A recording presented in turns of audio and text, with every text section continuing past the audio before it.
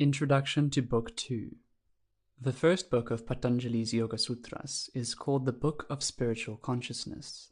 The second book, which we now begin, is the Book of the Means of Soul Growth. And we must remember that soul growth here means the growth of the realization of the spiritual man, or, to put the matter more briefly, the growth of the spiritual man, and the disentangling of the spiritual man from the wrappings, the veils, the disguises laid upon him by the mind and the psychical nature wherein he is enmeshed, like a bird caught in a net. The question arises, by what means may the spiritual man be freed from these psychical meshes and disguises, so that he may stand forth above death in his radiant eternalness and divine power? And the second book sets itself to answer this very question, and to detail the means in a way entirely practical and very lucid, so that he who runs may read, and he who reads may understand and practice. The second part of the second book is concerned with practical spiritual training, that is, with the earlier practical training of the spiritual man. The most striking thing is the emphasis laid on the commandments, which are precisely those of the latter part of the Decalogue, together with obedience to the Master. Our day and generation is far too prone to fancy that there can be mystical life and growth on some other foundation, on the foundation, for example, of intellectual curiosity and psychical selfishness. In reality, on this latter foundation the life of the spiritual man can never be built, nor, indeed, anything but a psychic counterfeit, a dangerous delusion. Therefore Patanjali, like every great spiritual teacher, meets the question, what must I do to be saved? With the age-old answer, keep the commandments. Only after the disciple can say, these have I kept, can there be further and finer teaching of the spiritual rules. It is, therefore, vital for us to realize that the yoga system, like every true system of spiritual teaching, rests on this broad and firm foundation of honesty, truth, cleanness, obedience. Without these, there is no salvation, and he who practices these, even though ignorant of spiritual things, is laying up treasure against the time to come. Book 2. 1. The practices which make for union with the soul are fervent aspiration, spiritual reading, and complete obedience to the Master. Interpretation. The word which I have rendered fervent aspiration means primarily fire, and, in the Eastern teaching, it means the fire which gives life and light, and at the same time the fire which purifies. We have, therefore, as our first practice, as the first of the means of spiritual growth, that fiery quality of the will which enkindles and illuminates, and, at the same time, the steady practice of purification, the burning away of all known impurities. Spiritual reading is so universally accepted and understood that it needs no comment. The very study of Patanjali's Sutras is an exercise in spiritual reading, and a very effective one. And so with all other books of the soul. Obedience to the Master means that we shall make the will of the Master our will, and shall conform in all ways to the will of the Divine, setting aside the wills of self, which are but psychic distortions of the one divine will. The constant effort to obey in all the ways we know and understand will reveal new ways and new tasks, the evidence of new growth of the soul. Nothing will do more for the spiritual man in us than this, for there is no such regenerating power as the awakening spiritual will. 2. Their aim is to bring soul vision and to wear away hindrances. Interpretation. The aim of fervor, spiritual reading, and obedience to the Master is to bring soul vision and to wear away hindrances. Or, to use the phrase we have already adopted, the aim of these practices is to help the spiritual man to open his eyes, to help him also to throw aside the veils and disguises, the enmeshing psychic nets which surround him, tying his hands, as it were, and bandaging his eyes. And this, as all teachers testify, is a long and arduous task, a steady uphill fight demanding fine courage and persistent toil. Fervor, the fire of the spiritual will, is, as we said, twofold. It illumines, and so helps the spiritual man to see, and it also burns up the nets and meshes which ensnare the spiritual man. So with the other means, spiritual reading and obedience. Each, in its action, is twofold, wearing away the psychical and upbuilding the spiritual man. 3. These are the hindrances: the darkness of unwisdom, self-assertion, lust, hate, attachment. Interpretation. Let us try to translate this into terms of the psychical and spiritual man. The darkness of unwisdom is, primarily, the self-absorption of the psychical man, his complete preoccupation with his own hopes and fears, plans and purposes, sensations and desires, so that he fails to see or refuses to see that there is a spiritual man, and so doggedly resists all efforts of the spiritual man to cast off his psychic tyrant and set himself free. This is the real darkness, and all those who deny the immortality of the soul, or deny the soul's existence, and so lay out their lives wholly for the psychical, mortal man and his ambitions, are under this power of darkness. Born of this darkness, this psychic self-absorption is the dogged conviction that the psychic, personal man has separate, exclusive interests, which he can follow for himself alone, and this conviction, when put into practice in our life, leads to contest with other personalities, and so to hate. This hate, again, makes against the spiritual man, since it hinders the revelation of the high harmony between the spiritual man and his other selves, a harmony to be revealed only through the practice of love, that perfect love which casts out fear. In like manner, lust is the psychic man's craving for the stimulus of sensation, the din of which smothers the voice of the spiritual man, as, in Shakespeare's phrase, the cackling geese would drown the song of the nightingale. And this craving for stimulus is the fruit of weakness, coming from the failure to find strength in the primal life of the spiritual man. Attachment is but another name for psychic self-absorption, for we are absorbed not in outward things, but rather in their images within our minds. Our inner eyes are fixed on them, our inner desires brood over them, and we blind ourselves to the presence of the prisoner, the enmeshed and fettered spiritual man. 4. The darkness of unwisdom is the field of the others. These hindrances may be dormant, or worn thin, or suspended, or expanded. Interpretation. Here we have really two sutras in one. The first has been explained already. In the darkness of unwisdom grow the parasites, hate, lust, attachment. They are all outgrowths of the self-absorption of the psychical self. Next, we are told that these barriers may be either dormant, or suspended, or expanded, or worn thin. Faults which are dormant will be brought out through the pressure of life, or through the pressure of strong aspiration. Thus expanded, they must be fought and conquered, or, as Patanjali quaintly says, they must be worn thin, as a veil might, or the links of manacles. 5. The darkness of ignorance is, holding that which is unendearing, impure, full of pain, not the soul, to be eternal, pure, full of joy, the soul. Interpretation. This we have really considered already. The psychic man is unenduring, impure, full of pain, not the soul, not the real self. The spiritual man is endearing, pure, full of joy, the real self. The darkness of unwisdom is, therefore, the self-absorption of the psychical, personal man to the exclusion of the spiritual man. It is the belief, carried into action, that the personal man is the real man, the man for whom we should toil, for whom we should build, for whom we should live.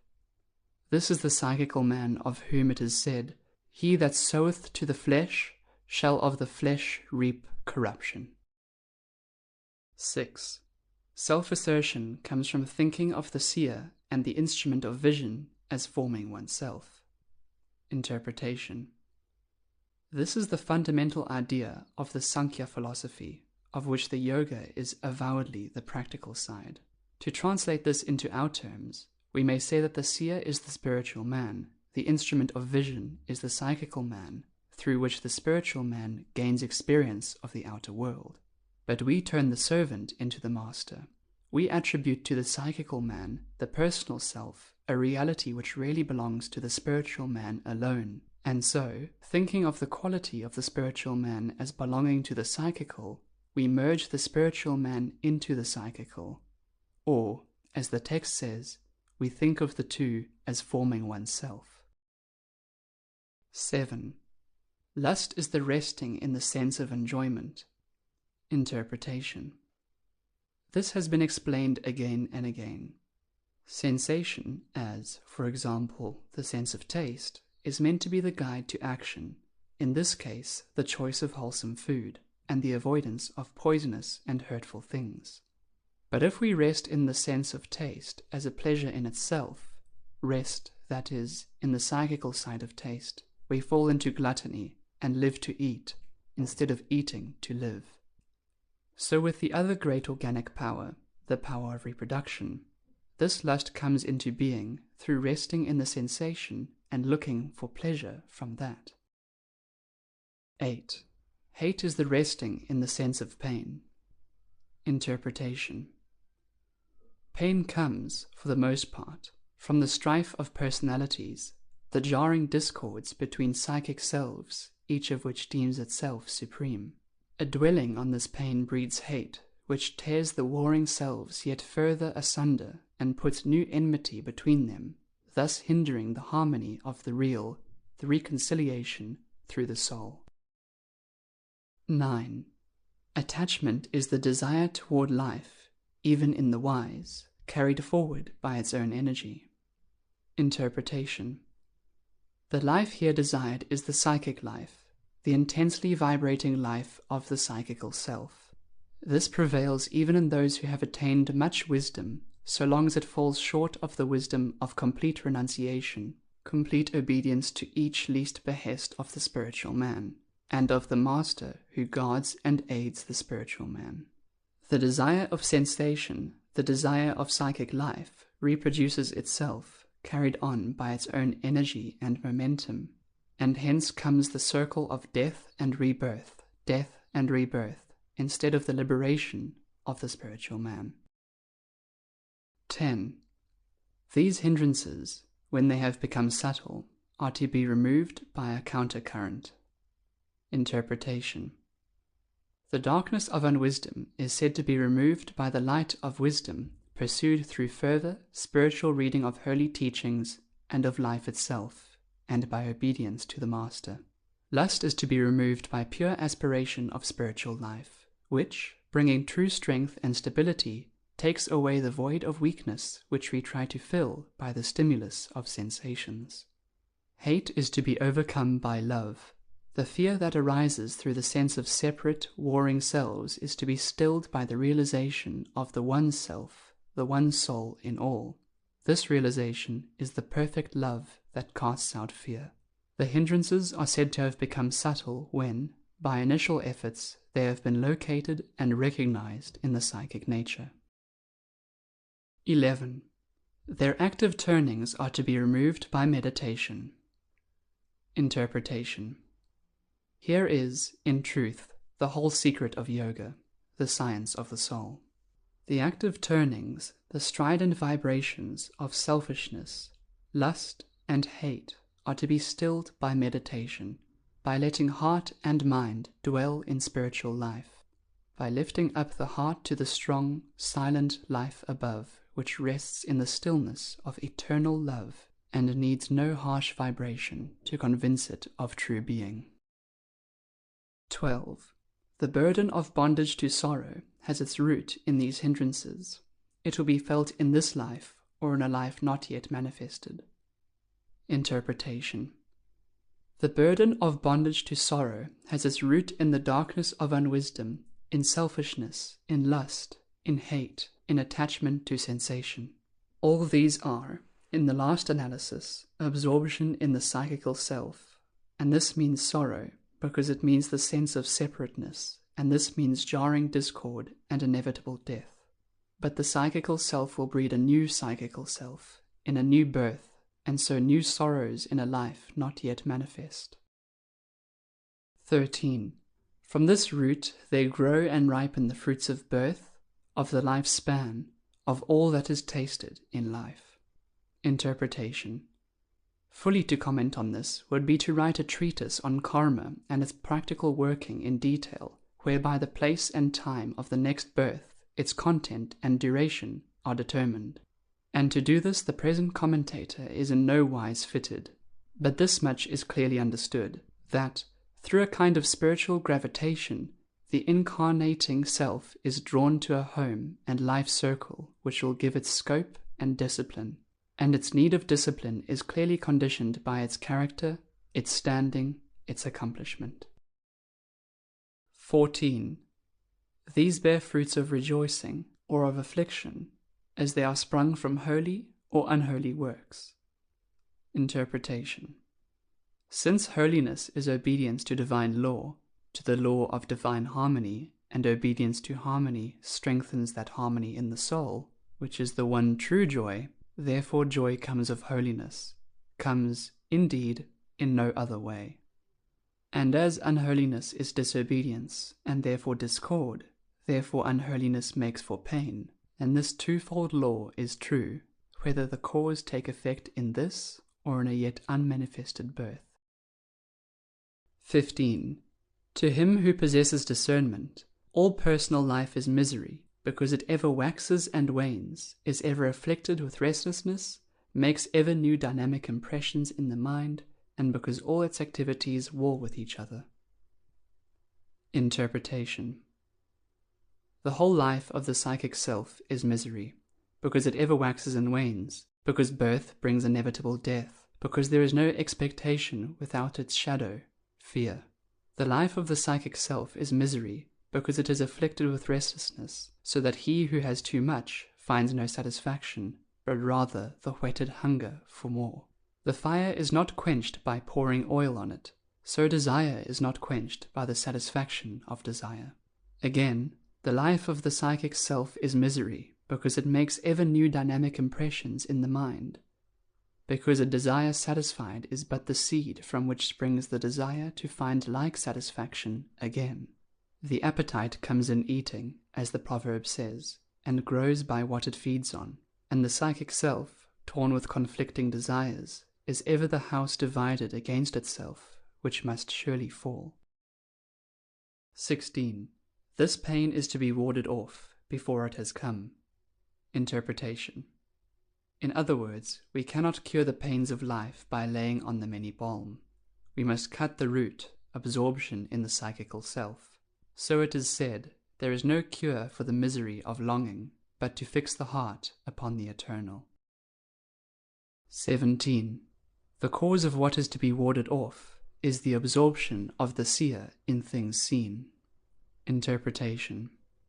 Here again we have the fundamental idea of the Sankhya, which is the intellectual counterpart of the yoga system. The cause of what is to be warded off, the root of misery, is the absorption of consciousness in the psychical man and the things which beguile the psychical man. The cure is liberation. 18. Things seen have as their property manifestation, action, inertia. They form the basis of the elements and the sense powers. They make for experience and for liberation. Interpretation. Here is a whole philosophy of life. Things seen, the total of the phenomena, possess as their property, manifestation, action, inertia, the qualities of force and matter in combination. These, in their grosser form, make the material world.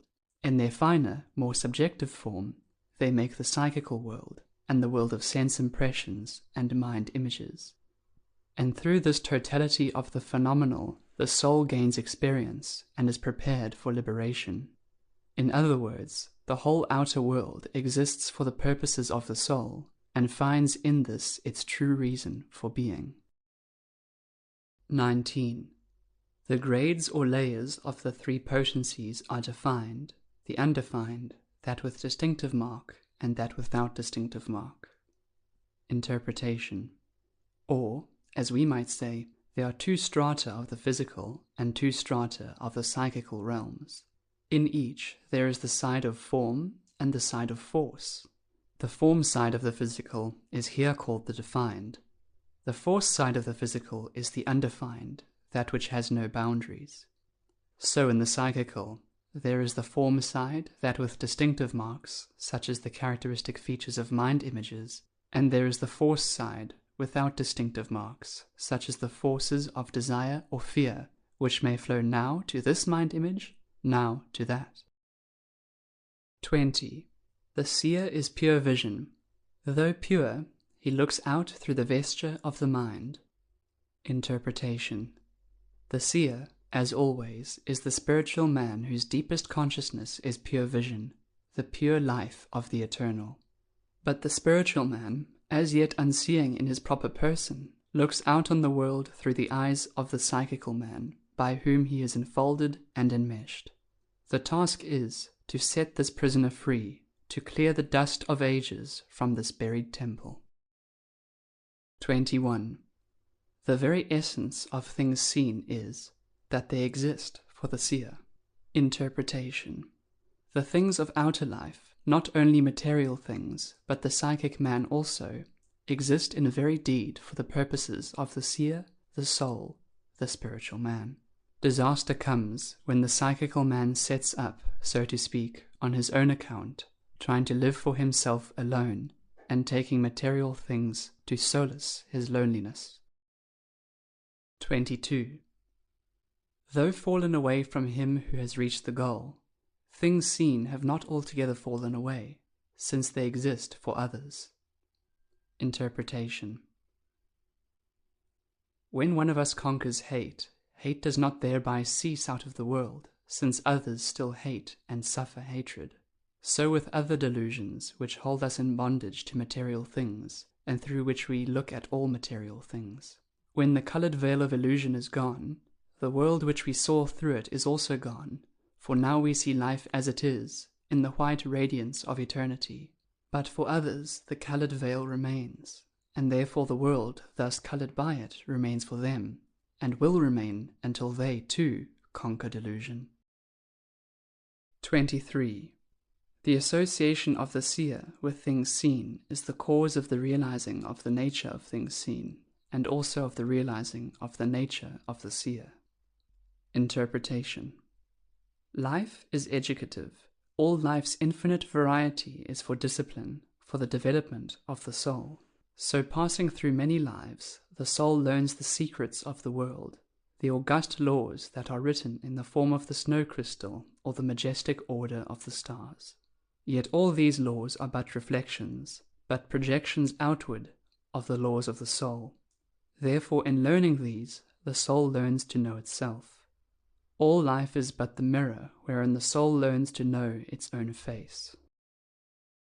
24. The cause of this association is the darkness of unwisdom. Interpretation. The darkness of unwisdom is the absorption of consciousness in the personal life, and in the things seen by the personal life. This is the fall, through which comes experience, the learning of the lessons of life. When they are learned, the day of redemption is at hand. 25. The bringing of this association to an end, by bringing the darkness of unwisdom to an end, is the great liberation. This is the seer's attainment of his own pure being. Interpretation. When the spiritual man has, through the psychical, learned all life's lessons, the time has come for him to put off the veil and disguise of the psychical, and to stand revealed as a king in the house of the Father. So shall he enter into his kingdom, and go no more out. 26. A discerning which is carried on without wavering is the means of liberation. Interpretation. Here we come close to the pure Vedanta, with its discernment between the eternal and the temporal. Saint Paul, following after Philo and Plato, lays down the same fundamental principle. The things seen are temporal, the things unseen are eternal. Patanjali means something more than an intellectual descent, though this too is vital. He has in his view a constant discriminating in act as well as thought, of the two ways which present themselves for every deed or choice, always to choose the higher way, that which makes for the things eternal. honesty rather than roguery, courage and not cowardice, the things of another rather than one's own, sacrifice and not indulgence. This true discernment, carried out constantly, makes for liberation. 27. His illumination is sevenfold, rising in successive stages. Interpretation. Patanjali's text does not tell us what the 7 stages of this illumination are. The commentator thus describes them. First, the danger to be escaped is recognized. It need not be recognized a second time. Second, the causes of the danger to be escaped are worn away. They need not be worn away a second time. Third, the way of escape is clearly perceived by the contemplation which checks psychic perturbation. Fourth, the means of escape, clear discernment, has been developed. This is the fourfold release belonging to insight. The final release from the psychic is threefold. As fifth of the 7 degrees, the dominance of its thinking is ended. As sixth, its potencies, like rocks from a precipice, fall of themselves. Once dissolved, they do not grow again. Then, as seventh, freed from these potencies, the spiritual man stands forth in his own nature as purity and light. Happy is the spiritual man who beholds this sevenfold illumination in its ascending stages. 28. From steadfastly following after the means of yoga, until impurity is worn away, there comes the illumination of thought up to full discernment. Interpretation. Here, we enter on the more detailed practical teaching of Patanjali, with its sound and luminous good sense. And when we come to detail the means of yoga, we may well be astonished at their simplicity. There is nothing in them that is mysterious. They are very familiar. The essence of the matter lies in carrying them out. 29. The 8 means of yoga are the commandments, the rules, right poise, right control of the life force, withdrawal, attention, meditation, contemplation. Interpretation.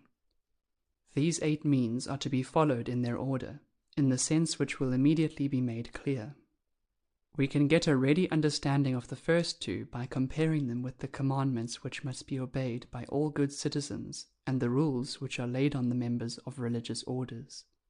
Until one has fulfilled the first, it is futile to concern oneself with the second, and so with all the means of yoga. They must be taken in their order. 30. The commandments are these: non-injury, truthfulness, abstaining from stealing, from impurity, from covetousness. Interpretation. These 5 precepts are almost exactly the same as the Buddhist commandments: not to kill, not to steal, not to be guilty of incontinence, not to drink intoxicants, to speak the truth. Almost identical is St. Paul's list: thou shalt not commit adultery, thou shalt not kill, thou shalt not steal, thou shalt not covet. And in the same spirit is the answer made to the young man having great possessions, who asked, "What shall I do to be saved?"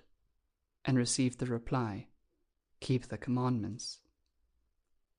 This broad, general training, which forms and develops human character, must be accomplished to a very considerable degree before there can be much hope of success in the further stages of spiritual life. First the psychical, and then the spiritual. First the man, then the angel. On this broad, humane, and wise foundation does the system of Patanjali rest. 31. The commandments, not limited to any race, place, time, or occasion, universal, are the great obligation. Interpretation. The commandments form the broad general training of humanity. Each one of them rests on a universal spiritual law. Each one of them expresses an attribute or aspect of the self, the eternal. When we violate one of the commandments, we set ourselves against the law and being of the eternal, thereby bringing ourselves to inevitable confusion. So the first steps in spiritual life must be taken by bringing ourselves into voluntary obedience to these spiritual laws, and thus making ourselves partakers of the spiritual powers, the being of the eternal. Like the laws of gravity, the need of air to breathe, these great laws know no exceptions. They are enforced in all lands, throughout all times, for all mankind. 32.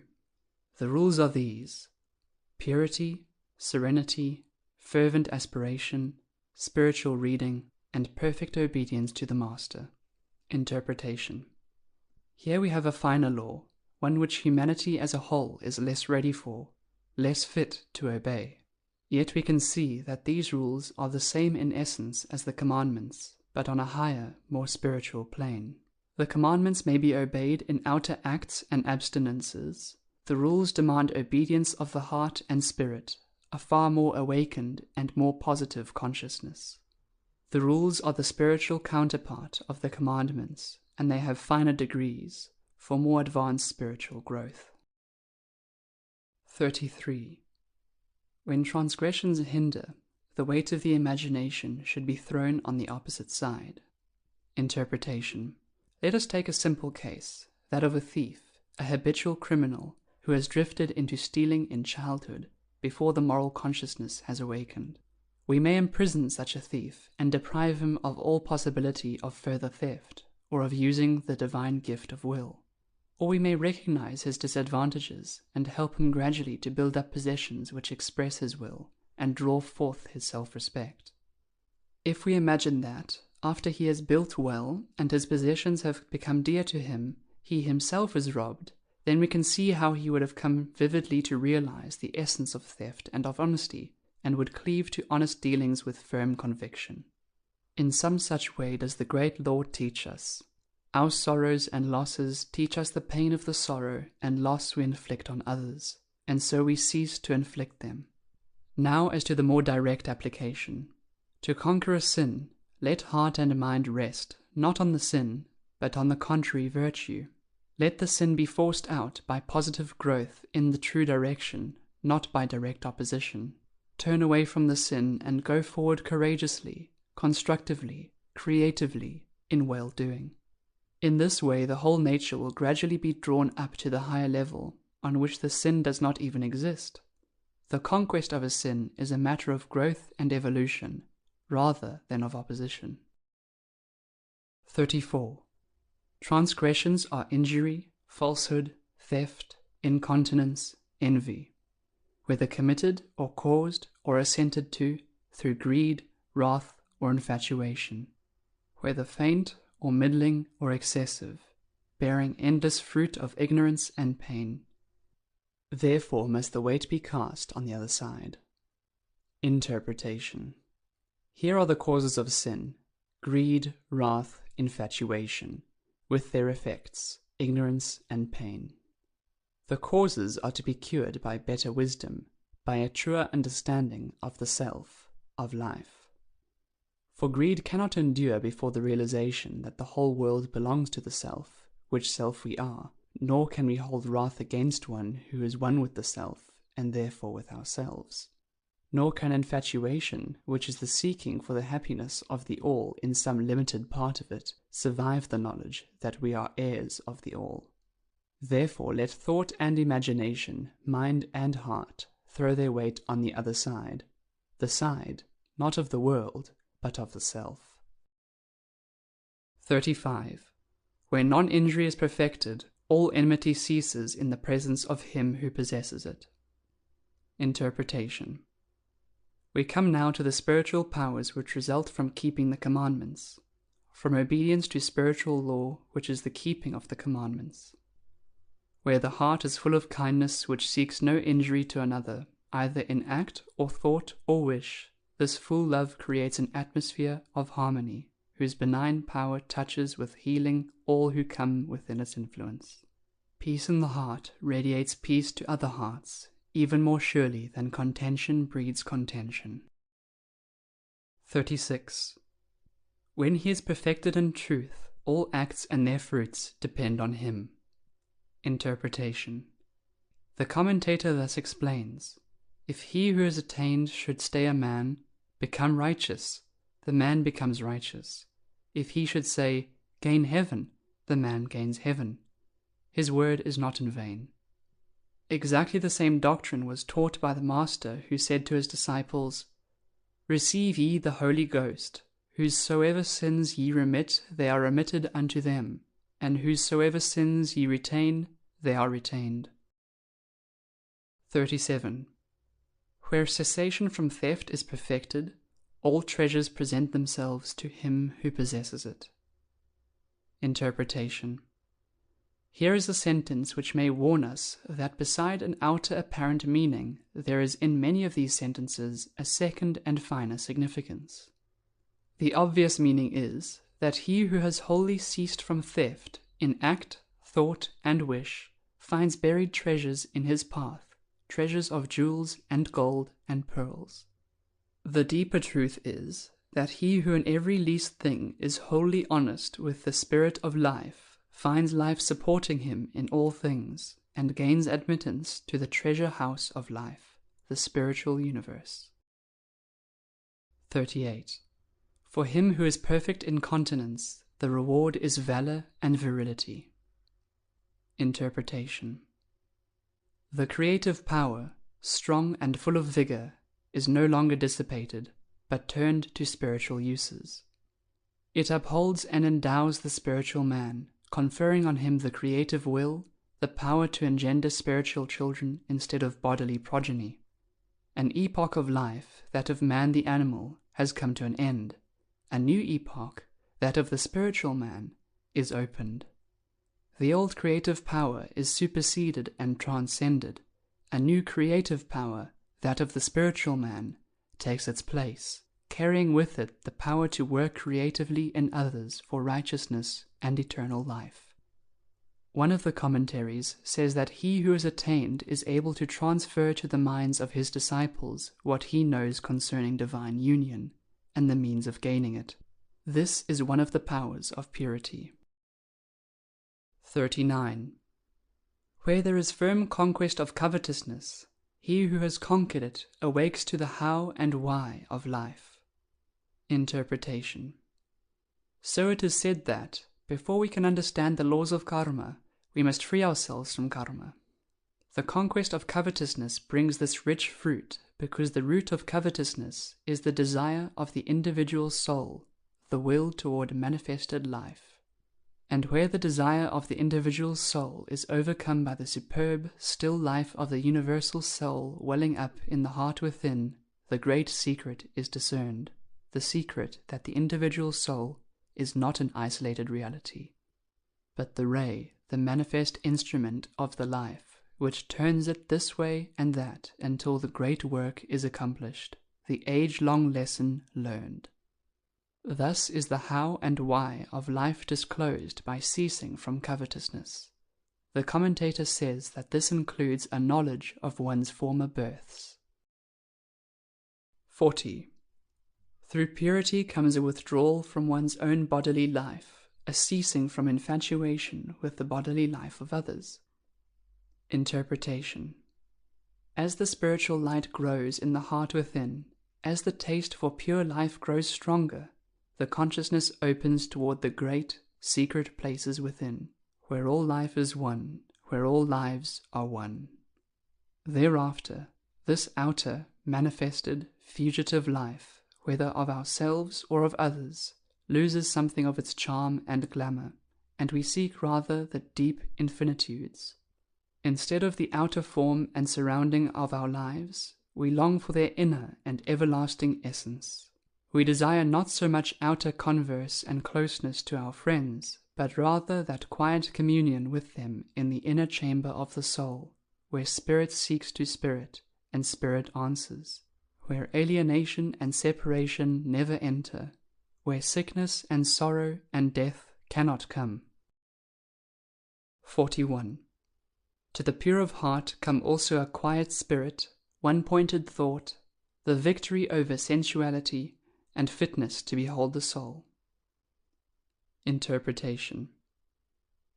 Blessed are the pure in heart, for they shall see God, who is the supreme soul, the ultimate self of all beings. In the deepest sense, purity means fitness for this vision, and also a heart cleansed from all disquiet, from all wandering and unbridled thought, from the torment of sensuous imaginings, and when the spirit is thus cleansed and pure, it becomes at one in essence with its source, the Great Spirit, the great primal life. One consciousness now thrills through both, for the psychic partition wall is broken down. Then shall the pure in heart see God, because they become God. 42. From acceptance, the disciple gains happiness supreme.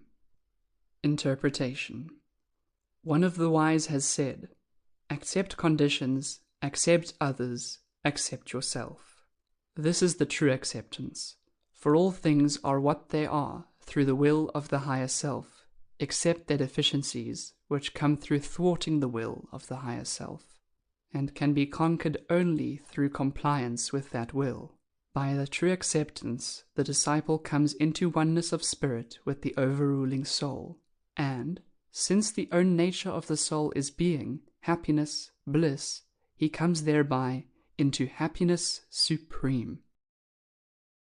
43.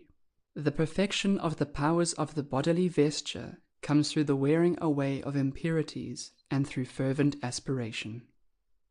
Interpretation. This is true of the physical powers and of those which dwell in the higher vestures.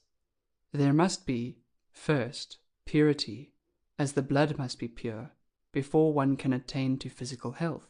But the absence of impurity is not in itself enough, else would many nerveless ascetics of the cloisters rank as high saints.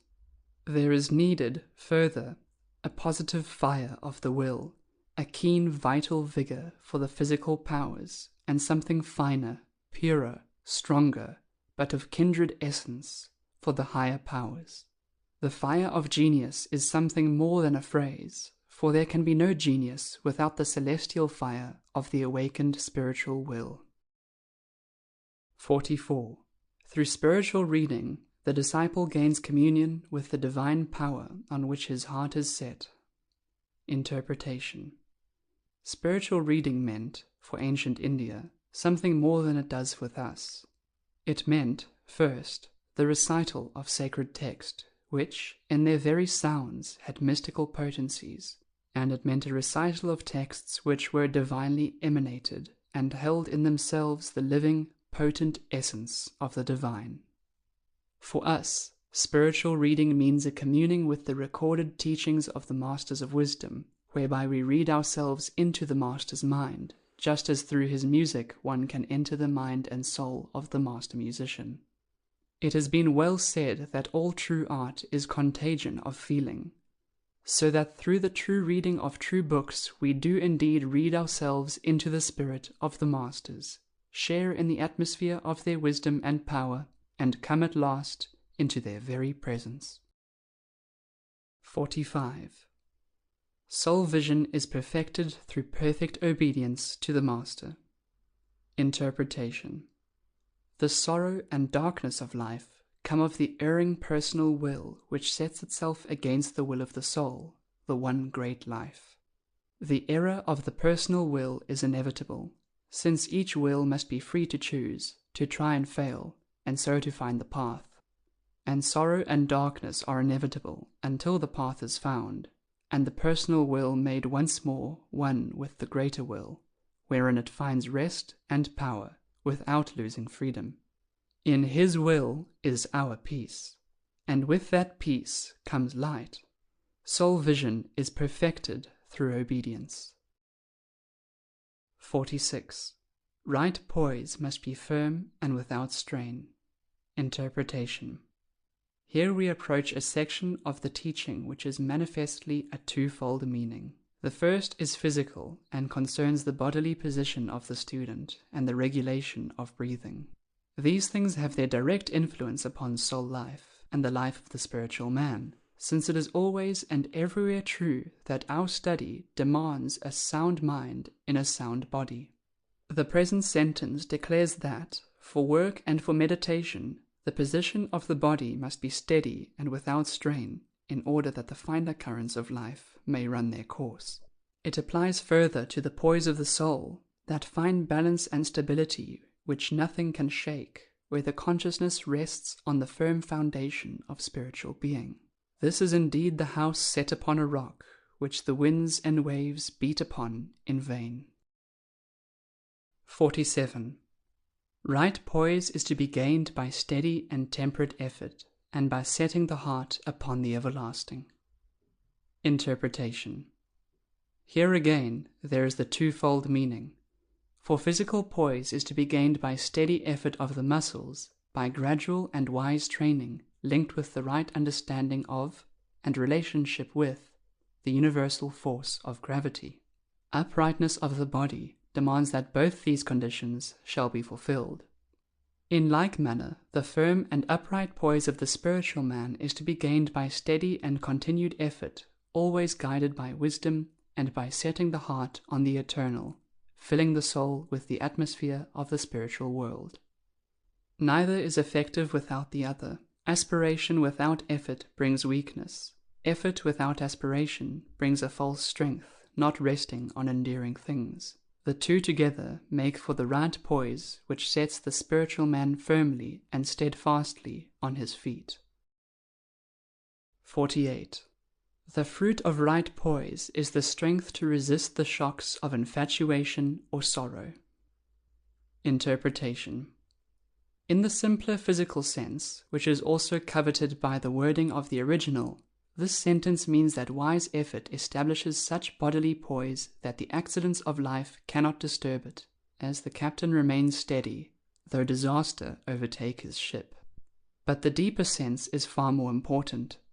The spiritual man, too, must learn to withstand all shocks, to remain steadfast through the perturbations of external things and the storms and whirlwinds of the physical world. This is the power which is gained by wise, continuous effort, and by filling the spirit with the atmosphere of the eternal. 49. When this is gained, there follows the right guidance of the life currents, the control of the incoming and outgoing breath. Interpretation. It is well understood today that most of our maladies come from impure conditions of the blood. It is coming to be understood that right breathing, right oxygenation, will do very much to keep the body clean and pure. Therefore, a right knowledge of breathing is a part of the science of life.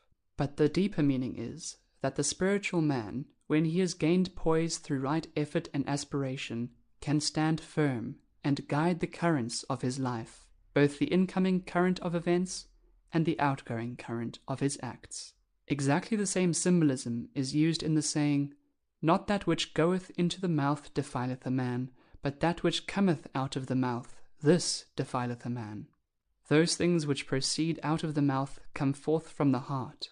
Out of the heart proceed evil thoughts, murders, uncleanness, thefts, false witness, blasphemies. Therefore the first step in purification is to keep the commandments. 50. The life current is either outward or inward or balanced. It is regulated according to place, time, number. It is prolonged and subtle. Interpretation. The technical, physical side of this has its value. In the breath, there should be right in-breathing, followed by the period of pause when the air comes into contact with the blood, and this again followed by right out-breathing, even, steady, silent. Further, the lungs should be evenly filled. Many maladies may arise from the neglect and consequent weakening of some region of the lungs, and the number of breaths is so important, so closely related to health, that every nurse's chart records it. 51. The fourth degree transcends external and internal objects. Interpretation. The inner meaning seems to be that, in addition to the 3 degrees of control already described, control, that is, over the incoming current of life, over the outgoing current, and over the condition of pause or quiescence, there is a 4th degree of control, which holds in complete mastery both the outer passage of events and the inner currents of thoughts and emotions, a condition of perfect poise and stability in the midst of the flux of things outward and inward. 52. Thereby is worn away the veil which covers up the light. Interpretation. The veil is the psychic nature, the web of emotions, desires, argumentative trains of thought, which cover up and obscure the truth by absorbing the entire attention and keeping the consciousness in the psychic realm. When hopes and fears are reckoned at their true worth in comparison with lasting possessions of the soul, when the outer reflections of things have ceased to distract us from their inner realities, when argumentative thought no longer entangles us, but yields its place to flashing intuition, the certainty which springs from within, then is the veil worn away. The consciousness is drawn from the psychical to the spiritual, from the temporal to the eternal. Then is the light unveiled. 53. Thence comes the mind's power to hold itself in the light. Interpretation. It has been well said that what we most need in the faculty of spiritual attention, and in the same direction of thought it has been eloquently declared, that prayer does not consist in our catching God's attention, but rather in our allowing God to hold our attention. The vital matter is that we need to disentangle our consciousness from the noisy and perturbed thraldom of the psychical, and to come to consciousness as the spiritual man. This we must do, first by purification through the commandments and the rules, and second through the faculty of spiritual attention, by steadily heeding endless fine intimations of the spiritual power within us, and by intending our consciousness thereto, thus by degrees transferring the center of consciousness from the psychical to the spiritual. It is a question first of love and then of attention. 54. The right withdrawal is the disengaging of the powers from entanglement in outer things, as the psychic nature has been withdrawn and stilled. Interpretation. To understand this, let us reverse the process and think of the one consciousness centered in the soul, gradually expanding and taking on the form of the different perceptive powers, the one will, at the same time, differentiating itself into the varied powers of action. Now let us imagine this to be reversed, so that the spiritual force, which has gone into the differentiated powers, is once more gathered together into the inner power of intuition and spiritual will, taking on that unity which is the hallmark of spiritual things, as diversity is the seal of material things. It is all a matter of love for the quality of spiritual consciousness, as against psychical consciousness of love and attention. For where the heart is, there will the treasure be also. Where the consciousness is, there will the vesture with its powers be developed. 55. Thereupon follows perfect mastery over the powers. Interpretation. When the spiritual condition which we have described is reached, with its purity, poise, and illuminated vision, the spiritual man is coming into his inheritance and gaining complete mastery of his powers. Indeed, much of the struggle to keep the commandments and the rules has been paving the way for this mastery. Through this very struggle and sacrifice, the mastery has become possible, just as, to use St. Paul's simile, the athlete gains the mastery in the contest and the race through the sacrifice of his long and arduous training. Thus he gains the crown. End of Book 2.